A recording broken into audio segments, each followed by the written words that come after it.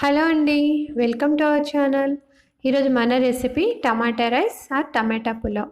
ఎక్కువ టైం లేనప్పుడు ఇలా సింపుల్గా టమాటా రైస్ చేసుకోండి. చాలా ఫాస్ట్గా అయిపోతుంది. చాలా రుచిగా కూడా ఉంటుంది. ఇప్పుడు మనము ఈ రైస్ ఐటెంని ఎలా తయారు చేసుకోవాలో చూద్దాం. ముందుగా నేను బాస్మతి రైస్ ఒక గ్లాస్ తీసుకున్నానండి. దాన్ని 2 సార్లు క్లీన్ చేసుకొని, ఒక గ్లాస్ రైస్‌కి 1.5 గ్లాసు వాటర్ పోసుకొని దీన్ని అరగంట ముందు నానబెట్టుకున్నాను. ఒకవేళ మీరు నార్మల్ రైస్ తీసుకుంటే 1కి 2 గ్లాసులు వాటర్ తీసుకోండి.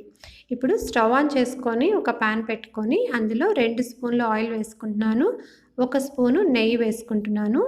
ఆయిల్ మనకి కొంచెం వేడైన తర్వాత ఇప్పుడు ఇందులో బిర్యానీ ఆకు, ఇంకా మసాలా దినుసులు, దాల్చిన చెక్క, యాలకులు 2, లవంగాలు 4, ఇంకా స్టార్ ఫ్లేవర్ 1 తీసుకొని ఆయిల్‌లో వేసుకోండి.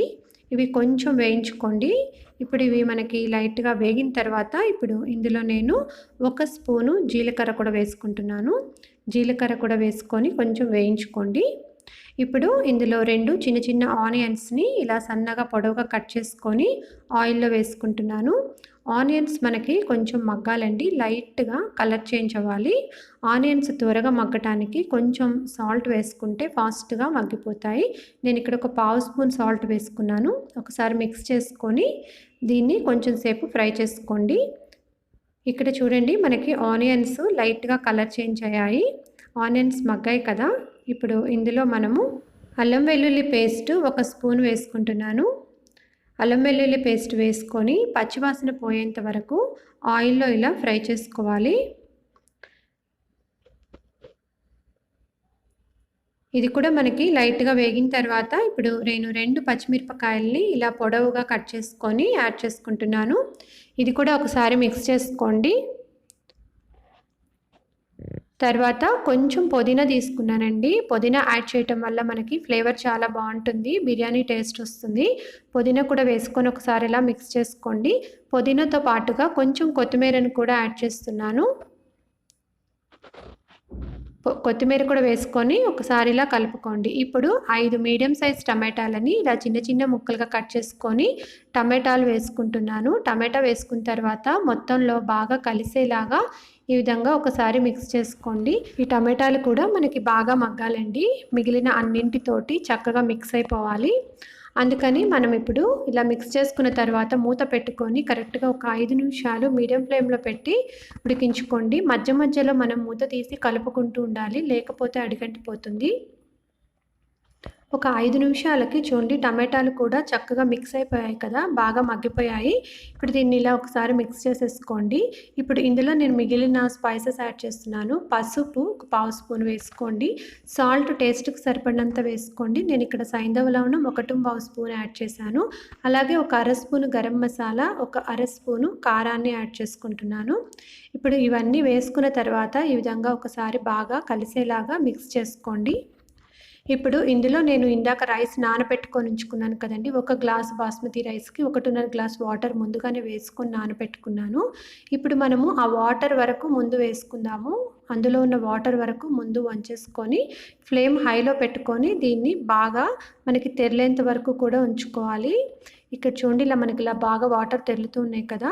ఇప్పుడు ఫ్లేమ్ సిమ్‌లో పెట్టేసుకొని మనము ఇందాక రైస్ వేసుకోలేదు కదండీ! వాటర్ వరకు యాడ్ చేసాము. ఇప్పుడు ఆ బాస్మతి రైస్‌ని కూడా ఇప్పుడు ఇందులో యాడ్ చేసుకుంటున్నాను.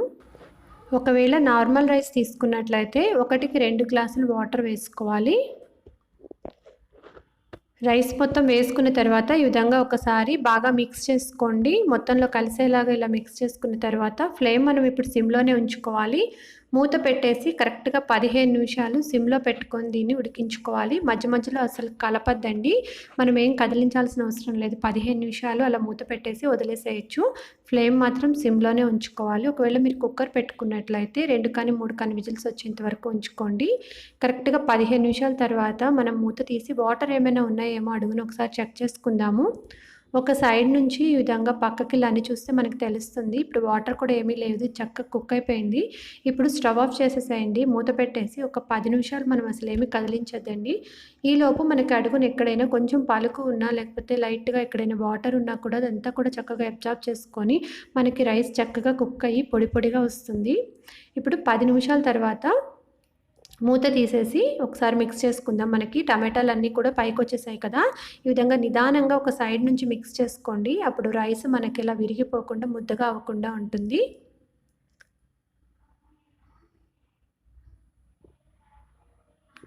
మనకి టమాటా రైస్ రెడీ అయిపోయిందండి. చాలా టేస్టీగా ఉంటుంది.